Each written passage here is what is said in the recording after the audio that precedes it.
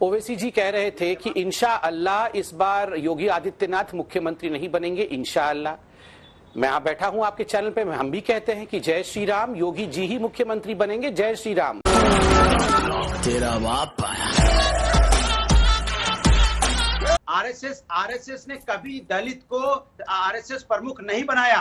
क्यों नहीं बनाया? एक परिवार से अलग नहीं बनाया तुमने, उनका समाजवादी पार्टी का अध्यक्ष। और हमने संबित पात्रा जी से पूछा था कि आप उत्तर प्रदेश के जाति का तो छोड़िए, एक परिवार से अलग नहीं बनाया। शायद तू भागेगा मैं तोड़ूंगा, तू दौड़ेगा मैं फोड़ूंगा मैं। Hold up.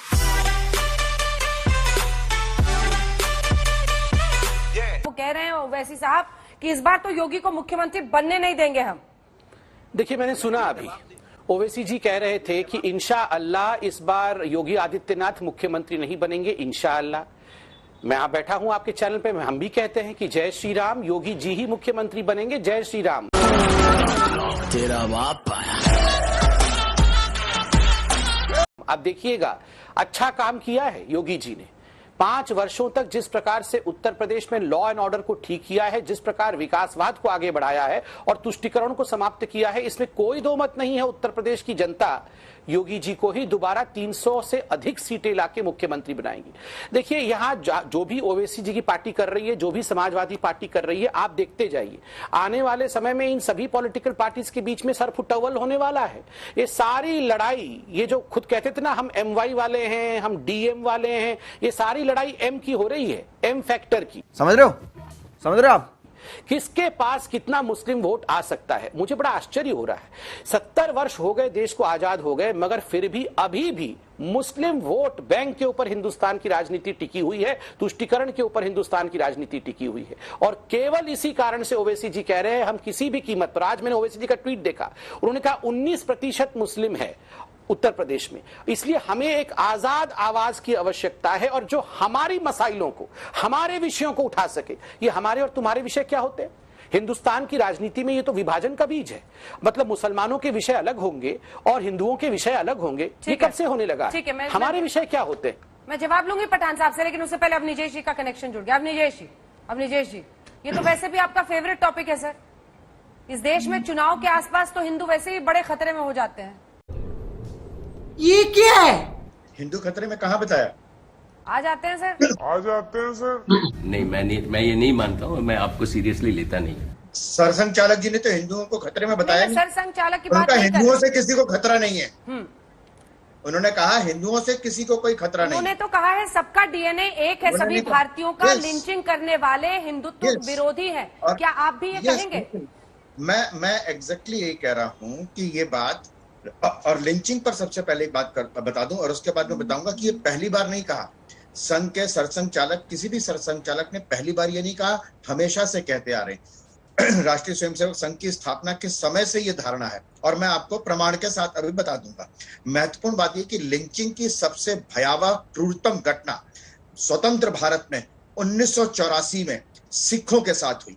एक धर्म के लोगों को घर से बाहर निकाल करके दुकानें लूटी गई, गुरु ग्रंथ साहब का अपमान किया गया, गले में टायर डाल करके जलाया गया और 35 सालों तक एक भी व्यक्ति, आज जो कानून की मांग कर रहे हैं, जिन लोगों ने यूपी को इन लड़कों का साथ पसंद है, जिनके साथ सरकार बनाने चले थे, एक को 40-45 मिली, वो लोग लिंचिस्तान पर बोलने की आज करते हैं। मुलायम सिंह यादव ने तो सबके सामने कहा था कि अरे भाई मैं और क्या कर सकता हूं तुम लोगों के लिए, मैंने निहत्थेकार सेवकों पर गोली चला दी और मैं मुसलमानों के लिए क्या करूंगा।